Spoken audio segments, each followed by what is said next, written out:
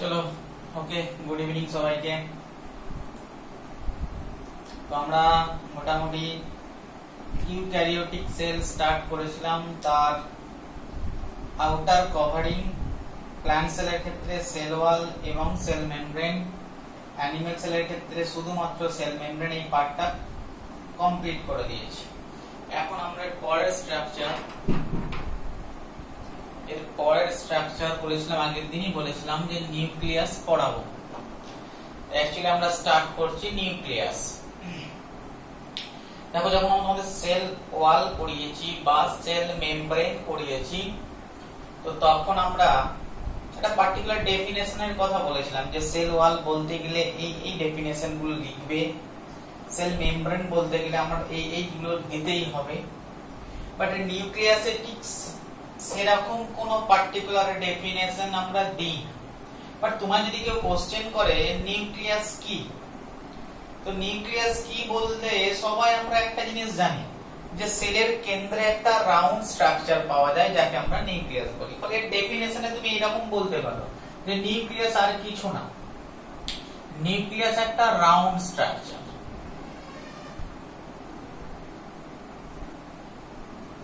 তুমি যদি বলো যে নিউক্লিয়াস কি, নিউক্লিয়াস হচ্ছে সেলের কেন্দ্রে অবস্থিত একটা রাউন্ড স্ট্রাকচার, তাহলে সেটাও নিউক্লিয়াসের ডেফিনেশন হয়। বাট তোমাকে আরেকটু, যেহেতু তুমি স্ট্রাকচারটা রাউন্ড স্ট্রাকচারে বললে, তোমাকে আর একটু ইলাবোরেট করে বলতে হবে ডেফিনেশনে। ক্লিয়ার? না, এই রাউন্ড স্ট্রাকচারটা বলছো, রাউন্ড স্ট্রাকচারের মধ্যে আছেটা কি? ক্লিয়ার? তুমি যদি দেখো এই রাউন্ড স্ট্রাকচার নিউক্লিয়াসের মধ্যে মেইনলি যে জিনিসটা থাকে, কতগুলো ফাইবার থাকে, যেগুলোকে আমরা ক্রোমাটিন ফাইবার বলি। বাট এই ক্রোমাটিন ফাইবারটাই কোন এক টাইমে কনডেন্স হয়ে ক্রোমোজোম হয়, সেটাই আমাদের কাছে সবচেয়ে ইম্পর্টেন্ট একটা জিনিস। তার মানে এই রাউন্ড স্ট্রাকচারের ভিতরে মেইনলি যে জিনিসটা আছে সেটা হচ্ছে ক্রোমোজোম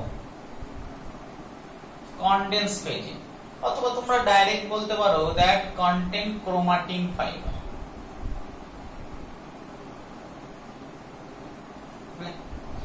তাহলে তুমি এইটুকু জানলে যে নিউক্লিয়াস একটা রাউন্ড স্ট্রাকচার যার মধ্যে ক্রোমোজোম আছে। ক্রোমোজোম গুলো আর কিছু না, এই ক্রোমাটিন ফাইবারেরই কনডেন্স ফর্ম। এইটুকু জানলে। তাহলে এই ক্রোমাটিন ফাইবারটার কথা আমি কেন বললাম, বা এই ক্রোমোজোমের কথা বললাম, কি এমন কাজ এই ক্রোমোজোমের? না, অ্যাকচুয়ালি এই ক্রোমোজোমই সবকিছু কন্ট্রোল করে। না, সেলের মধ্যে কন্ট্রোল বলতে কি কন্ট্রোল করে? না, সেলের মধ্যে যত মেটাবলিক অ্যাক্টিভিটি হয়, মেটাবলিক অ্যাকশন হয়, সমস্ত মেটাবলিক অ্যাকশন মেইনলি ক্রোমোজোম দিয়ে কন্ট্রোল হয়। অ্যাকচুয়ালি এই ক্রোমাটিন ফাইবার বা ক্রোমোজোমের মধ্যে যে জিন আছে, সেই জিন এগুলোকে কন্ট্রোল করে। তার মানে অ্যাকচুয়ালি কন্ট্রোল করে কাদের? Metabolic activity of the sell.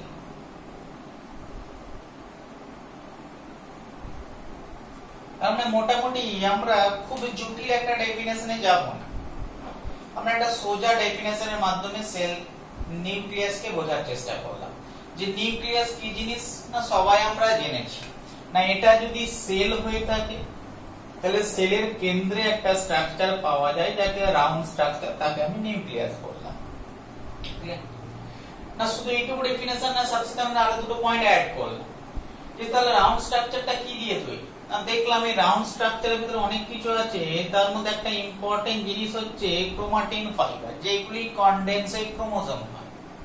এই ক্রোমাটিন ফাইবারগুলোর কাজ কি?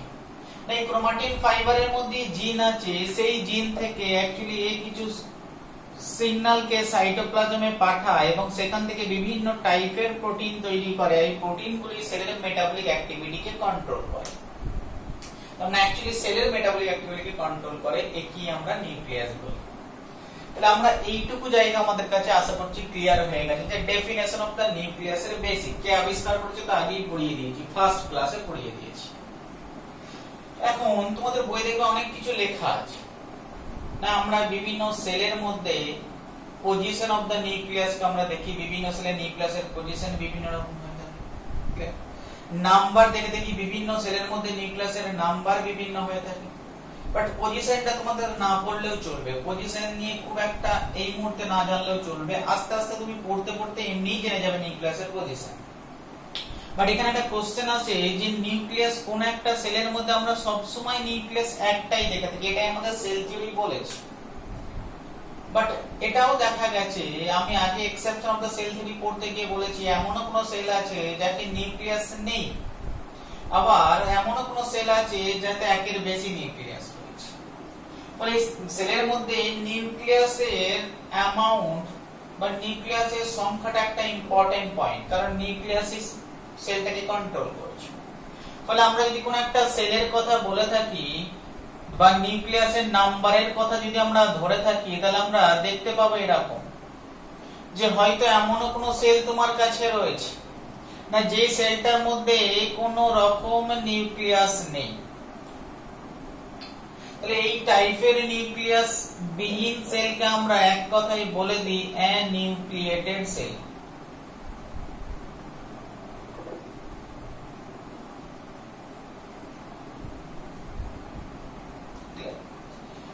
আর যে সমস্ত সেলের ভিতরে নিউক্লিয়াস পাওয়া যাচ্ছে তাদেরকে আমরা বলে দিই নিউক্লিয়েটেড সেল। তাহলে আমাদের কাছে অ্যাকচুয়ালি নাম্বারের হিসাবে যদি দেখে থাকি আমাদের কাছে দু রকম সেল পাওয়া যায়, either nucleated cell or nucleated cell. যদি বলে কোনটা কমন, না আমরা তো জানি এটাই সেল থিওরি, ম্যাক্সিমাম সেলকে সিঙ্গেল নিউক্লিয়াস আছে, বাট এটা যে এক্সেপশনের মধ্যে পড়ে, বাট যেহেতু আছে আমরা পড়ব। এবং এই एग्जांपलটা আমরা অলরেডি দিয়ে দিয়েছি যে অ্যানিউক্লিয়েটেড সেল অ্যাকচুয়ালি কোথায় পাওয়া যায় না, ম্যাচিওর আরবিসি না, আর কোথায় পাওয়া যায় না এটাও আমরা সেল থিওরি এক্সেপশনে পড়িয়ে দিয়েছি না, যখন আমরা সিপ সেল পড়িয়েছিলাম, সিপ টিউব পড়িয়েছিলাম, তখন দেখেছিলাম এর মধ্যে কোন রকম কোন নিউক্লিয়াস নেই। তাহলে এই एग्जांपल দুটো আমরা অলরেডি পড়ানো হয়ে গেছে exception of the cell theory. না ম্যাক্সিমাম সেলের মধ্যে নিউক্লিয়েটেড রয়েছে, মানে এর মধ্যে নিউক্লিয়াস রয়েছে, বাট আমি এখানে লিখেছি একটা নিউক্লিয়াস। বাট এরকমও কোনো কন্ডিশন হতে পারে যেখানে সিঙ্গেল নিউক্লিয়াসের হচ্ছে কমন, এমনও কোনো কন্ডিশন আছে যেখানে সিঙ্গেল নাই দুটো নিউক্লিয়াস আছে। বাট এমনও কোনো সেল পাওয়া গেছে যার মধ্যে দুটো নয় দুইয়ের বেশি অনেক নিউক্লিয়াস পাওয়া যায়। তারপরে নাম্বার অফ নিউক্লিয়াস হিসাবে নিউক্লিয়েটেড সেলগুলোকে আমরা ভাগ করে ফেলেছি অনেক সময়। না যদি একটাই নিউক্লিয়াস থাকে তাহলে আমরা তাকে বলবো ইউনি নিউক্লিয়েটেড সেল, আমি শুধু নিউক্লিয়েটেডটা ইন দিয়ে লিখছি। যদি দুটো নিউক্লিয়াস থাকে তাহলে আমরা বলবো বাই নিউক্লিয়েটেড সেল, আর যদি দুইয়ের বেশি থাকে তাহলে আমরা বলে দেব মাল্টি নিউক্লিয়েটেড সেল। তাহলে আমি দেখলাম নাম্বার অফ নিউক্লিয়াস এর উপর বেস করে ইউনি নিউক্লিয়েটেড হয়, বাই নিউক্লিয়েটেড হয়, মাল্টি নিউক্লিয়েটেড হয়, বাট কমন ইউনি নিউক্লিয়েটেড। এইগুলো এক্সেপশনের মধ্যে চলে যাবে। এখন তাহলে কোশ্চেন ইউনি নিউক্লিয়েটেড দিয়ে আসবে না, কোশ্চেন হতে পারে বাই নিউক্লিয়েটেড এমন কোন एग्जांपल রয়েছে না, বাই নিউক্লিয়েটেড খুব একটা কমন আমরা एग्जांपल দেখে থাকি। এই ছবিটা আঁকছি, এটা অনেকবার তোমাদের পরবর্তীকালেও আঁকতে হবে।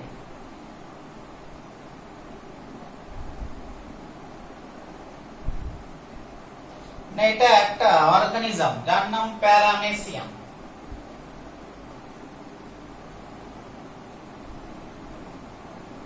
না প্যারামেসিয়াম বলে এমন একটা অর্গানিজম রয়েছে যেটা অ্যাকচুয়ালি একটা সিঙ্গেল সেল, টোটাল অর্গানিজমটা একটা ইউনিসেলুলার অর্গানিজম। বাট তুমি যদি তার মধ্যে নিউক্লিয়াস দেখো, তুমি দু রকম নিউক্লিয়াস দেখতে পাবে, একটা বড় নিউক্লিয়াস পাবে, তার পাশে একটা ছোট নিউক্লিয়াস পাবে। একটা ম্যাক্রো নিউক্লিয়াস, বড় মানে হচ্ছে ম্যাক্রো আর ছোট মানে হচ্ছে মাইক্রো। তাহলে যে বড় নিউক্লিয়াসটা পেলে তাকে বলা হয়ে থাকে ম্যাক্রো নিউক্লিয়াস, আর যে ছোট নিউক্লিয়াসটা পাবে তাকে বলা হয় মাইক্রো নিউক্লিয়াস। তাহলে এই যে एग्जांपलটা দিলাম paramecium is a binucleated cell, ঠিক আছে। ওই যে মাল্টি নিউক্লিয়েটেড কন্ডিশন, এটা তো আমরা আগেও পড়িয়েছি না। মাল্টি নিউক্লিয়েটেড কন্ডিশন আবার প্ল্যান্ট সেলেও যেমন দেখতে পাওয়া যায়, মাল্টি নিউক্লিয়েটেড কন্ডিশন অ্যানিমাল সেলেও দেখতে পাওয়া যায়। ওই যে एग्जांपल কেমন না, আমরা কমনলি প্ল্যান্ট সেলের एग्जांपलটাই দিয়ে থাকি না। প্ল্যান্ট সেলের যে যদি কোনো প্ল্যান্ট সেলে কোনো অ্যানিমাল সেলের মধ্যে যদি মাল্টি নিউক্লিয়েটেড কন্ডিশন দেখতে পাওয়া যায়, সেই কন্ডিশনটাকে বলা হয় থাকে সিনোসাইটিয়াম। না যদি একে বলা থাকে সিনোসাইটিয়াম।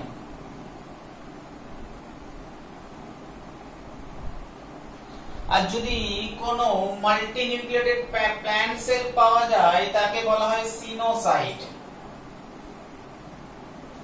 প্ল্যান্টের ক্ষেত্রে বলা হয় সিনোসাইট, আর অ্যানিমেলের ক্ষেত্রে বলা হয় কন্ডিশনটা সিনোসাইটিয়াম। এই জায়গাটা একটু খুব ভালো করে মনে রাখবে, সিনোসাইটিয়াম এবং সিনোসাইটের ডিফারেন্স। না মাল্টিনিউক্লিয়েটেড অ্যানিমেল সেলকে বলা হয় সিনোসাইটিয়াম, মাল্টিনিউক্লিয়েটেড প্ল্যান্ট সেলকে বলা হয় সিনোসাইট। না অ্যানিমেল সেলের এক্সাম্পলটা আমরা বহুতবার পড়ব, ক্লাস 11 এই পড়ব। না যখন আমরা স্কেলিটাল মাসেল সেল দেখব, না স্কেলিটাল মাসেল হচ্ছে অনেকটা সিলিন্ড্রিক্যাল সেল। না তুমি যখন এর শেপ দেখবে এটা single skeletal muscle sell, but তার যখন নিউক্লিয়াস খুঁজতে যাবে দেখবেন বিভিন্ন অনেক সংখ্যায় নিউক্লিয়াস পাওয়া যায় এর মধ্যে। তাহলে আমি কি বললাম, এটা এমন একটা অ্যানিমেল সেল যেটা মাল্টি নিউক্লিয়েটেড কন্ডিশনে আছে, তাই এই অ্যানিমেল সেলকে আমরা সিনোসাইটিয়াম বলে থাকি। না সিনোসাইট কন্ডিশন কি না জেনারেলি প্ল্যান্ট সেলে দেখতে পাওয়া যায়। ওটা কোথায় দেখতে পাওয়া যায়? না তোমরা পরে পড়বে যখন ডেভেলপমেন্ট পড়বে ক্লাস 12 এ গিয়ে। না ক্লাস 12 এ গিয়ে তুমি একটা কন্ডিশন পাবে যেখানে দেখবে অনেক নিউক্লিয়াস যুক্ত একটা স্ট্রাকচার তৈরি হয় প্ল্যান্টের ডেভেলপমেন্টে, যাকে বলা হয় এন্ডোস্পার্ম। না এন্ডোস্পার্ম হচ্ছে প্ল্যান্টের এমন একটা কন্ডিশন যে কন্ডিশনে ওই প্ল্যান্ট সেলটা মাল্টি নিউক্লিয়েটেড কন্ডিশনে থাকে। এটা একটা এক্সাম্পল হচ্ছে সিনোসাইটিক কন্ডিশনের এক্সাম্পল। এখন তোমাদের বইয়ে এই সিনোসাইটিক কন্ডিশনের যে এক্সাম্পলটা দেওয়া আছে দেখবে ভাউকেরিয়া। না এক্সাম্পল যেটা দেওয়া আছে না ভাউকেরিয়া, তাহলে অ্যাকচুয়ালি ভাউকেরিয়া এক্সাম্পলটা আমরা প্ল্যান্টের মধ্যে লিখি না। না ভাউকেরিয়া এক্সাম্পলটা আমরা অ্যালগির মধ্যে ফেলে থাকি। ফলে সিনোসাইটিক অ্যালগি যদি বলা হয়ে থাকে তাহলে আমরা এক্সাম্পল দিয়ে থাকি ভাউকেরিয়াকে। তো আমরা মোটামুটি আমরা এখানে পর্যন্ত দুটো জিনিস জানলাম। একটা হচ্ছে নিউক্লিয়াস এর ডেফিনেশন কি জানলাম, সেকেন্ড জানলাম নাম্বার কি, একটা সেলের মধ্যে কটা নিউক্লিয়াস থাকতে পারে জানলাম, নিউক্লিয়াস নাও থাকতে পারে তাকে আমরা অ্যানিউক্লিয়েটেড বলি। আবার এটাও জানলাম নিউক্লিয়াস থাকে এবং সেটা সংখ্যায় একটা থাকলে ইউনিনিউক্লিয়েটেড, যেটা ম্যাক্সিমাম সেলের ভেতরে। কখনো কখনো সংখ্যায় দুটো থাকে তাকে বলে বাইনিউক্লিয়েটেড, এক্সাম্পল দিলাম প্যারামেসিয়াম। আবার এমনও কন্ডিশন আছে যেখানে অসংখ্য নিউক্লিয়াস দেখতে পাওয়া যায় তাকে আমরা মাল্টি নিউক্লিয়েটেড বলে থাকি। এই মাল্টি নিউক্লিয়েটেড একটা স্পেশাল কেস, তাই স্পেশাল নাম দিয়ে থাকি। যদি মাল্টি নিউক্লিয়েটেড কন্ডিশন অ্যানিমেল সেলে দেখতে পাওয়া যায় সেই কন্ডিশনটাকে আমরা সিনোসাইটিয়াম বলে থাকি। আর যদি মাল্টি নিউক্লিয়েটেড কন্ডিশন আমরা প্ল্যান্ট সেলে দেখতে পাই তাহলে সেই কন্ডিশনটাকে আমরা সিনোসাইট বলে থাকি। তো অ্যানিমাল সেল एग्जांपल আমরা 11 এই পড়ব যখন আমাদের মাসকুলার টিস্যু সিস্টেম পড়ব। সেখানে পড়তে গিয়ে স্কেলিটাল মাসেল, তিনটা টাইপের মাসেলের মধ্যে একটা মাসেল পাবো স্কেলিটাল মাসেল, যে মাসেলগুলো স্কেলিটাল সিস্টেম মানে হাড়ের সঙ্গে লেগে থাকে। তো সেই স্কেলিটাল মাসেলের যখন একটা সিঙ্গেল সেল দেখব মাসেল সেল, আমরা দেখতে পাবো এর মধ্যে অনেক নিউক্লিয়াস পাওয়া যায়, তাহলে এটা একটা মাল্টি নিউক্লিয়েটেড কন্ডিশন।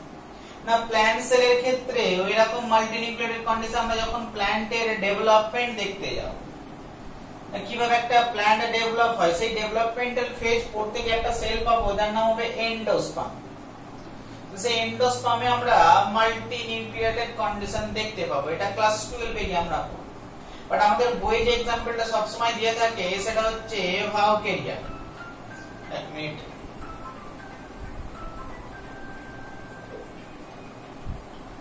হ্যাঁ বলো।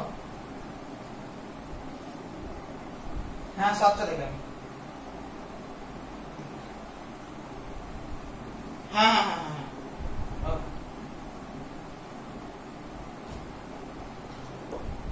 তাহলে ভাউকেরিয়ার যে एग्जांपलটা আছে সেটা অ্যাকচুয়ালি আমরা প্ল্যান্টের মধ্যে না লিখে আমরা ওটা অ্যালগির মধ্যে লিখব। তাহলে আমরা মোটামুটি এই দুটো জায়গা আমাদের কাছে ক্লিয়ার হয়ে গেছে। এমসিকিউ এর জন্য খুব একটা ইম্পর্টেন্ট নয় এই জায়গাটায়, শুধু একটা এমসিকিউ এখানে আসতে পারে, অথবা ক্লাস 11 এ তোমাদের এমনি কোশ্চেনে আসতে পারে, what is coenocytium and what is coenocyte. তো তোমাকে ডেফিনেশন দুটো লিখতে হবে প্লাস एग्जांपल একটা করে লিখতে হবে, তাহলেই হয়ে যাবে। চলো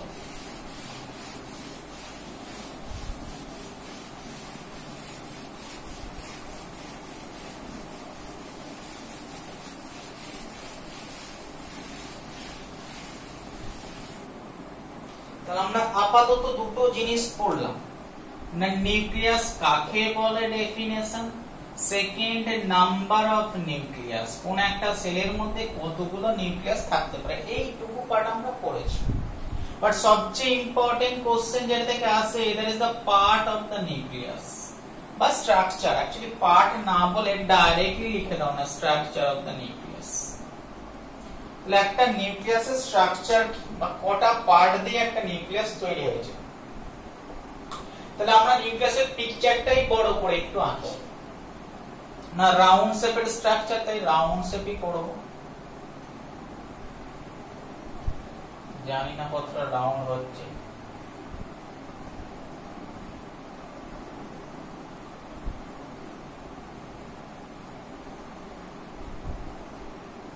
চলো মোটামুটি রাউন্ডই হয়েছে।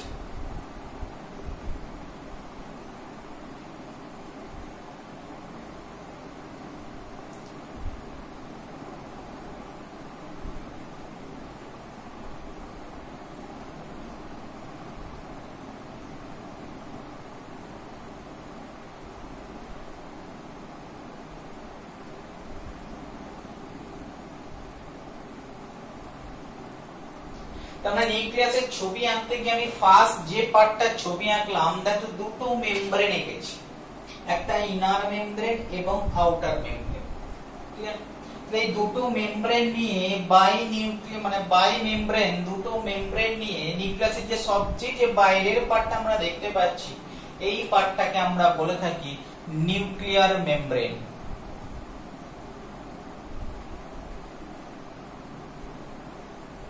The first part of the nucleus is the nuclear membrane. Clear? Second, দেখো নিউক্লিয়ার মেমব্রেনটা যেতে যেতে জায়গায় জায়গায় গ্যাপ হয়ে গেছে। না যে গ্যাপের মধ্যে এখন নিউক্লিয়াস থাকে সেলের ভেতরে, তাহলে যদি এটা সেল হয়ে থাকে তাই সেই সেলের প্রায় কেন্দ্রে নিউক্লিয়াস থাকে। তার মানে এই গ্যাপ দিয়ে নিউক্লিয়াস তার চারিপাশে সাইটোপ্লাজমের সঙ্গে কানেকশন বজায় রাখে। তো এই যে পোর গুলো আছে, এই ছোট ছোট যে গ্যাপ গুলো আছে নিউক্লিয়ার মেমব্রেনে, এই নিউক্লিয়ার মেমব্রেনের গ্যাপের মাধ্যমে নিউক্লিয়াসের ভেতরের পার্টের সঙ্গে নিউক্লিয়াসের বাইরের পার্টের একটা কমিউনিকেশন, এটা একটা ছিদ্রের মতো। কারণ এই সেকেন্ড যে পার্টটা আমরা দেখতে পাচ্ছি, এই পার্টটাকে বলা হয়ে থাকে নিউক্লিয়ার পোর। যে সেকেন্ড স্ট্রাকচারটা থাকে তার নাম হচ্ছে নিউক্লিয়ার পোর। ঠিক আছে? তার মানে দুটো স্ট্রাকচার। এখন তুমি এখান দিয়ে মুভ করতে শুরু করলে, না তুমি এখান থেকে মুভ করতে শুরু করলে, যেতে যেতে যেতে যেতে নিউক্লিয়ার মেমব্রেনের উপর দিয়ে যেতে যেতে সাডেনলি তুমি নিউক্লিয়ার পোর পেলে। তাহলে এখন নিউক্লিয়ার পোর দিয়ে তুমি ডাইরেক্টলি ভেতরে ঢুকে গেলে। ক্লিয়ার? যখন তুমি ভেতরে ঢুকে গেলে তুমি দেখবে ভেতরে চারিপাশে কিছু নেই, শুধু ফ্লুইড, টোটালটা একটা তরল, একটা থকথকে তরল। তার মধ্যে অনেক কিছু জিনিসপত্র রয়েছে। যেদিকে হাত দিলে সেই তরলটার দেখলে প্রচুর সুতো পাওয়া যাচ্ছে এই তরলটার মধ্যে, যেদিকে হাত দিচ্ছ প্রচুর ফাইব্রাস স্ট্রাকচার।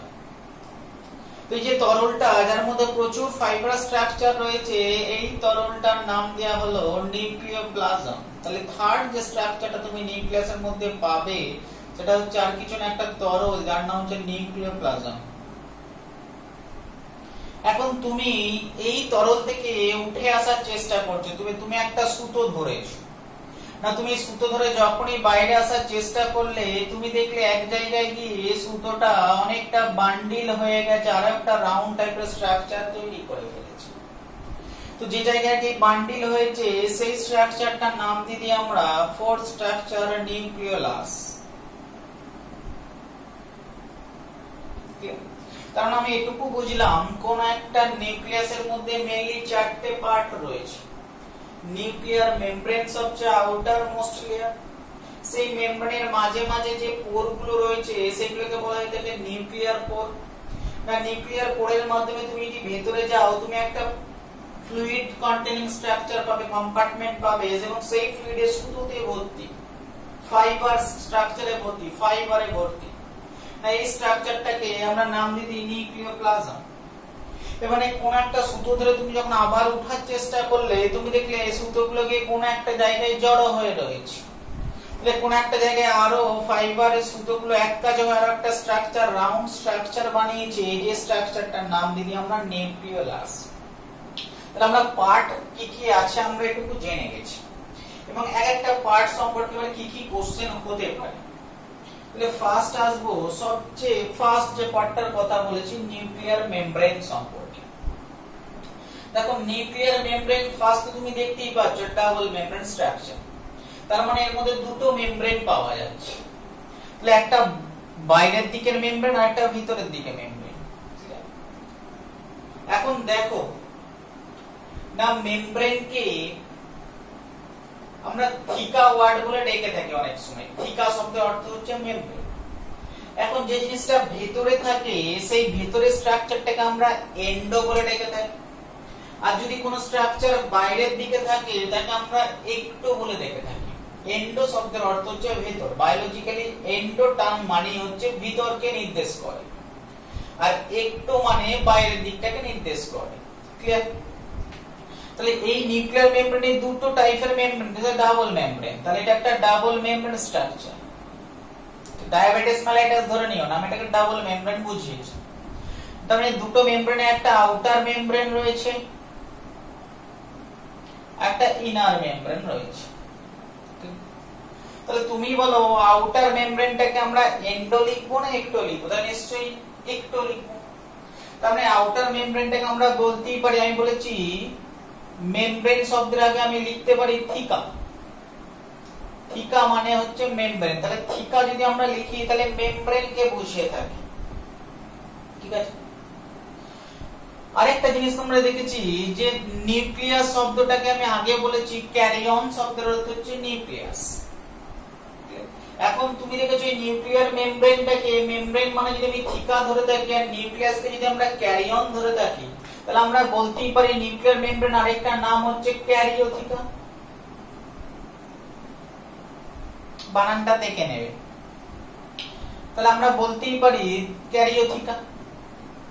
তাহলে নিউক্লিয়ার মেমব্রেনকে আমরা ক্যারিওথিকাও বলতে পারি, কারণ নিউক্লিয়াস শব্দের আগে আমরা পড়িয়েছি ক্যারিয়ন শব্দের অর্থ হচ্ছে নিউক্লিয়াস আর মেমব্রেন মানে হচ্ছে থিকা।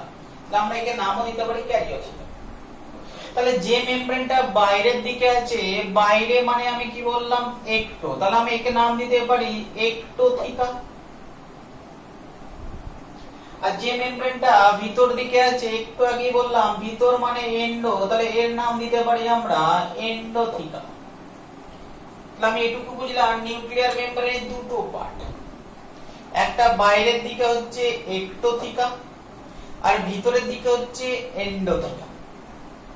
এখন যদি বলা হয়ে থাকে যে যে দুটো স্ট্রাকচার দেখতে পাচ্ছি এন্ডোথিকা এবং একটোথিকা, এই দুটো স্ট্রাকচার কি দিয়ে তৈরি হয়েছে? তাহলে বেশি কিছু জানার দরকার নেই, আমরা আগের ক্লাসে প্লাজমা মেমব্রেন পড়েছি। একটা প্লাজমা মেমব্রেনে যা যা জিনিসপত্র আছে এখানেও দুটো মেমব্রেনে সেম জিনিসপত্র আছে। তার মানে বাইরে প্রোটিন লেয়ার, তারপরে ফসফোলিপিড বাইলেয়ার, তারপরে আবার প্রোটিন লেয়ার। তার মানে পিএলপি এর মতো যেমন জিনিসপত্র থাকে এখানেও ঠিক তাই। তার মানে এন্ডোথিকা আমরা বলতে পারি পিএলপি দিয়ে তৈরি হয়েছে, আমরা বলতেই পারি একটোথিকাও তৈরি হয়েছে পিএলপি। এবং এটা আমরা রবার্টসন মেজার করে বলে দিয়েছেন যে যেখান থেকে উনি মেমব্রেন নিচ্ছেন মেমব্রেনের থিকনেস মোটামুটি একই হয়ে থাকে যেখানে পিএলপি মেমব্রেন পাওয়া যায়। তার মানে তোমাকে যদি কোনো থিকনেস জিজ্ঞেস করে বলতে কোনো অসুবিধা নেই, কারণ তুমি জেনে গেছো রবার্টসন আমাকে বলে দিয়েছে না কোন একটা প্লাজমা মেমব্রেনের থিকনেস মোটামুটি 90 to 100 এর আশেপাশে হয়ে থাকে। তার মানে তুমি এর থিকনেস বলতেই পারো 90 অ্যাংস্ট্রম, এর থিকনেস বলতেই পারো 90 অ্যাংস্ট্রম। তার মানে একই জিনিস। তার মানে এটাও একটা প্লাজমা মেমব্রেন, এটাও একটা প্লাজমা মেমব্রেন, বাট এটা আমরা প্লাজমা মেমব্রেন বলছি না কারণ এটা সেলের বাইরে নেই, এটা নিউক্লিয়াসের চারিপাশে, তাই আমরা নিউক্লিয়ার মেমব্রেন বলে দিয়েছি। আশা করছি কিছু ক্লিয়ার হয়ে গেছে। তাহলে যদি দেখো দুটো মেমব্রেন যদি পাশাপাশি থাকে তাহলে তার মাঝে একটা ভ্যাকেন্ট স্পেস তৈরি হয়েছে। তার মানে দুটো মেমব্রেনের মাঝে যে ভ্যাকেন্ট স্পেসটা তৈরি হয় সেটা স্পেসটা একটা নাম দিতে পারি আমরা। তো এটা আমরা বলতেই পারি পেরিনিউক্লিয়ার স্পেস। তাহলে মাঝে যে স্পেসটা থাকছে এই স্পেসটা দুটোর মাঝে চারিপাশে রয়েছে। তাহলে চারিপাশ মানে পেরি, এবং সেই নিউক্লিয়াসের চারিপাশে স্পেসটা রয়েছে। তার মানে এই স্পেসটার নাম দিতে পারি আমরা পেরিনিউক্লিয়ার স্পেস। তাহলে আমরা মোটামুটি এটুকু জেনে গেলাম যে স্পেসটার নাম পেরিনিউক্লিয়ার স্পেস। খালি তো আছে।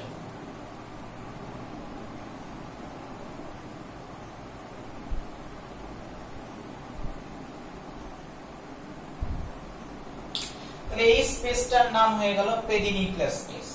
এখন তোমাকে একটোথিকা বা এন্ডোথিকা কোশ্চেন দেয় না, বাট কখনো কখনো কোশ্চেন করে দেয় যে পেরিনিউক্লিয়ার স্পেসের কতটা জায়গা, কতটা স্পেস হচ্ছে পেরিনিউক্লিয়ার স্পেস। আর যদি কখনো জিজ্ঞেস করা হয় পেরিনিউক্লিয়ার স্পেস কতটা, তা তোমার অ্যানসার হবে 15 ন্যানোমিটার। তবে অ্যাংস্ট্রম ন্যানোমিটারে গোলাবে না, আমি আগে রিলেশনশিপ বলে দিয়েছি, এখন আমি আর বলবো না। তাহলে এই দুটো তুমি নাও মনে রাখতে পারো, বাট পেরিনিউক্লিয়ার স্পেসের কতটা স্পেস সেটা হচ্ছে 15 ন্যানোমিটার। তাহলে এখান থেকে এই পর্যন্ত ডায়ামিটারটা হচ্ছে 15 ন্যানোমিটার। তাহলে আশা করছি নিউক্লিয়ার মেমব্রেন সম্পর্কে এইটুকু ডাটা তোমার মনে থাকবে। তাহলে আমি দেখলাম nuclear membrane double membrane. Second আমি দেখলাম নিউক্লিয়ার মেমব্রেন দুটো মেমব্রেন কি কি, একটা একটোথিকা একটা এন্ডোথিকা। থার্ড কোশ্চেন আমরা দেখলাম এর মাঝের স্পেসটা পেরিনিউক্লিয়ার স্পেস এবং এই পেরিনিউক্লিয়ার স্পেসের ডায়ামিটারটা কত জানলাম। এখান থেকে 4 নম্বর একটা কোশ্চেন আসতে পারে তোমার কাছে, যে দেখো তোমরা প্লাজমা মেমব্রেন যখন পড়েছো তখন একটা জিনিস দেখেছো যে প্লাজমা মেমব্রেনে যখন প্রেসার দেওয়া হয় তখন সেল তার শেপ চেঞ্জ করে। তাহলে এটাও তো প্লাজমা মেমব্রেন। তাহলে nucleus maximum time round shape থাকে কি করে, এই কোশ্চেনটা হয়তো মাথায় আসা উচিত। যে আমরা এটুকু জেনেছি যে প্লাজমা মেমব্রেনকে যখনই প্রেসার দিই প্লাজমা মেমব্রেন তার শেপকে চেঞ্জ করে, কারণ ভ্যারিয়েবিলিটি নেচার রয়েছে, ডাইনামিক নেচার রয়েছে, বলে সেলও তার শেপ চেঞ্জ করতে পারে। বাট যখনই তুমি নিউক্লিয়াস এঁকেছো, নিউক্লিয়াসকে রাউন্ড শেপে এঁকেছো, নিউক্লিয়াস তার শেপকে সব সময় মেইনটেইন করার চেষ্টা করে, কারণ নিউক্লিয়ার মেমব্রেন তো প্লাজমা মেমব্রেন দিয়ে তৈরি। তাহলে একে যদি প্রেসার দাও কি শেপ চেঞ্জ হবে না?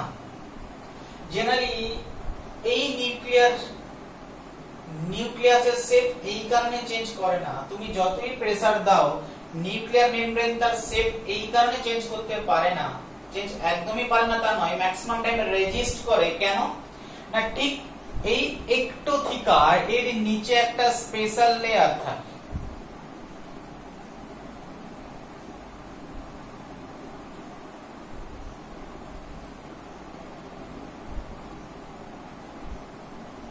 এটা চারিপাশে আছে, আমি একদিকেই দেখিয়েছি না। এই স্পেশাল লেয়ারটার নাম হচ্ছে একটা electron rich layer, electron rich protein layer পাওয়া যায় না। এই লেয়ারটা একটা স্পেশাল নাম আছে না। এই লেয়ারটা ঠিক এন্ডোথিকাকে সাপোর্ট দিয়ে থাকে, আর এন্ডোথিকা সাপোর্ট পায় বলে একটোথিকা সাপোর্ট পায়। প্লাস এই স্পেশাল লেয়ারটার একটা নাম আছে এবং এই লেয়ারটার নাম হচ্ছে নিউক্লিয়ার ল্যামিনা লেয়ার। ঠিক আছে, এই লেয়ারটার নাম হচ্ছে নিউক্লিয়ার ল্যামিনা। আর ল্যামিনার লেয়ারটা দেখতে দেখো একটা মৌচাকের মতো বলে এই লেয়ারটার আরো একটা নাম দেওয়া হয় তাকে হানিকম লেয়ার। তাহলে এটা যেমন একটা নাম দিলাম নিউক্লিয়ার ল্যামিনা লেয়ার, ঠিক আরো একটা নাম দিয়েছি আমরা হানিকম লেয়ার। না এই লেয়ারটা কি দিয়ে তৈরি হয়েছে এক্ষুনি বললাম না, এমন কিছু প্রোটিন আছে সেই প্রোটিনগুলোকে শুধু এইটুকু মনে রাখো, ইলেকট্রন রিচ প্রোটিন কি জিনিস এই মুহূর্তে তোমরা বুঝতে পারবে না, বাট এইটুকু মনে রাখো এই লেয়ারটা ইলেকট্রন রিচ প্রোটিন লেয়ার। না যে লেয়ারটা সাপোর্ট দেয়, কাকে সাপোর্ট দেয়? নিউক্লিয়ার মেমব্রেনকে সাপোর্ট দেয়। তাহলে এই চারটে কোশ্চেন আমরা এখান থেকে এক্সপেক্ট করতে পারি যদি মনে করে নিউক্লিয়ার মেমব্রেন থেকে আমরা কোনো ইম্পর্টেন্ট কোশ্চেন তুলবো, তাহলে এই চারটে জায়গায়। না ফার্স্ট জানলাম নিউক্লিয়ার মেমব্রেন ডাবল মেমব্রেন, ঠিক আছে, এর আরেকটা নাম ক্যারিওথিকা। সেকেন্ড জানলাম এই দুটো মেমব্রেনটার নাম একটোথিকা এবং এন্ডোথিকা, দুটোই পিএলপি দিয়ে তৈরি, নরমাল প্লাজমা মেমব্রেনের মতো। থার্ড আমি একটা জানলাম এই দুটো মেমব্রেনের মাঝের স্পেসটাকে আমরা বলে দেখি পেরিনিউক্লিয়ার স্পেস। ক্লিয়ার? আর এই পেরিনিউক্লিয়ার স্পেসে একটা ডায়ামিটার রয়েছে 15 ন্যানোমিটার আশেপাশে। এখন দেখলাম এটা প্লাজমা মেমব্রেন হলেও নিউক্লিয়াসের শেপ ম্যাক্সিমাম টাইমের রাউন্ড থাকে না, এই কারণে রাউন্ড থাকে ঠিক তার এন্ডোথিকার নিচে একটা ইলেকট্রন রিচ প্রোটিনের লেয়ার থাকে, যে লেয়ারটার নাম হচ্ছে নিউক্লিয়ার ল্যামিনা লেয়ার। এখন এই লেয়ারটা অনেকটা দেখতে হানিকম্বের মতো, মৌচাকের মতো, সেই জন্য এই লেয়ারটার নাম হয়ে থাকে হানিকম্ব লেয়ার। তাহলে এই চারটে পার্ট আমাদের কাছে ক্লিয়ার হয়ে যেতে পারে। আরেকটা পার্ট আমরা যখন এন্ডোপ্লাজমিক রেটিকুলাম করব, না দেখা গেছে নিউক্লিয়াসের মধ্যে যে নিউক্লিয়ার মেমব্রেনের যে আউটার মেমব্রেনটা রয়েছে, আউটার মানে হচ্ছে একটোথিকা, না একটোথিকা থেকে আরো কতগুলো টিউব লাইক স্ট্রাকচার বাইরের দিকে বেরিয়ে আসে, না যে টিউব লাইক স্ট্রাকচারটা নিউক্লিয়াসের চারিপাশে একটা জালক তৈরি করে, না জালকটার নাম হচ্ছে রেটিকিউলাম। না রেটিকিউলাম শব্দের অর্থ হচ্ছে জালক। তাহলে বায়োলজিক্যাল টার্মে রেটিকুলাম শব্দের অর্থ হচ্ছে জালক। তাহলে তুমি দেখো নিউক্লিয়াসের চারিপাশে, নিউক্লিয়াসের আউটার মেমব্রেন থেকে তৈরি হয়েছে কতগুলো টিউব লাইক স্ট্রাকচার, না যে টিউব লাইক স্ট্রাকচার গুলো আছে কোথায়, না সেলের ভিতরে, না সেলের ভিতরে নিউক্লিয়াসের আউটার মেমব্রেন থেকে কতগুলো জালক লাইক স্ট্রাকচার তৈরি হয়েছে সেলের ভিতরে। সেলের ভিতরে মানে এন্ডো, ঠিক আছে। তাহলে সেলের ভিতরে এই প্লাজমটাকে নাম দেওয়া হয় থাকে এন্ডোপ্লাজম। তাহলে এন্ডোপ্লাজমের মধ্যে জালকের মধ্যে স্ট্রাকচার, জালক মানে হচ্ছে রেটিকুলাম। তাহলে এই জালকগুলোর একটা স্পেশাল নাম দেওয়া হয় থাকে, নাম হয় এন্ডোপ্লাজমিক রেটিকুলাম। তো এটা আবার যখন এন্ডোপ্লাজমিক রেটিকুলাম পড়াবো তখন আবার একবার বলবো, না এন্ডোপ্লাজমিক রেটিকুলামের যদি অরিজিন বলা হয়ে থাকে, কোথা থেকে অরিজিন করে, তাহলে ম্যাক্সিমাম জন এটাই মনে করে যে এন্ডোপ্লাজমিক রেটিকুলাম অ্যাকচুয়ালি না কোন একটা নিউক্লিয়াসের আউটার নিউক্লিয়ার মেমব্রেন থেকে বাইরের দিকে বেরিয়েছে, ওভারগ্রোথ। তার মানে পেরিনিউক্লিয়ার স্পেস কন্টিনিউয়েশন হয়েছে এন্ডোপ্লাজমিক রেটিকুলামের লুমেনের সাথে। এন্ডোপ্লাজমিক রেটিকুলামের ভেতরে যে স্পেসটা থাকে সেটাকে বলা হয় লুমিনাল স্পেস। তাহলে perinuclear space is connected to the luminal space. এই একটুখানি জায়গা যেটা এই মুহূর্তে তুমি না মনে রাখতে পারলেও এন্ডোপ্লাজমিক রেটিকুলাম যখন আমরা পড়াবো তখন আমরা এই সম্পর্কে আরো ভালোভাবে জানবো যে এন্ডোপ্লাজমিক রেটিকুলাম কি, এর কাজ কি, কি টাইপের হয়, কি করে, সবকিছু জানবো। তাহলে এখন নিউক্লিয়ার মেমব্রেন সম্পর্কে এই চারটে ডাটা আমাকে জেনে রাখতে হবে আপাতত। চলো নেক্সট কোশ্চেন হবে আমরা নিউক্লিয়ার কোর। তাহলে নিশ্চয়ই নিউক্লিয়ার মেমব্রেন আমাদের কাছে ক্লিয়ার হয়ে গেছে, থাক অনেক বুঝবো না, একবারে লাস্টে একবার দেখবো কতগুলো কোশ্চেন পড়ছি আমরা। নিউক্লিয়ার কোর, দেখো নিউক্লিয়ার কোরটাকে দেখে মনে হচ্ছে একটা ফাঁকা স্পেস, বাট জিনিসটা এরকম ফাঁকা নয়। নিউক্লিয়ার কোর না, নিউক্লিয়ার কোরের মধ্যে একটা রিং লাইক স্ট্রাকচার দিয়ে নিউক্লিয়ার কোর তৈরি হচ্ছে। যদি ছবিটা আঁকি তাহলে এরকম হয় একটা স্ট্রাকচার।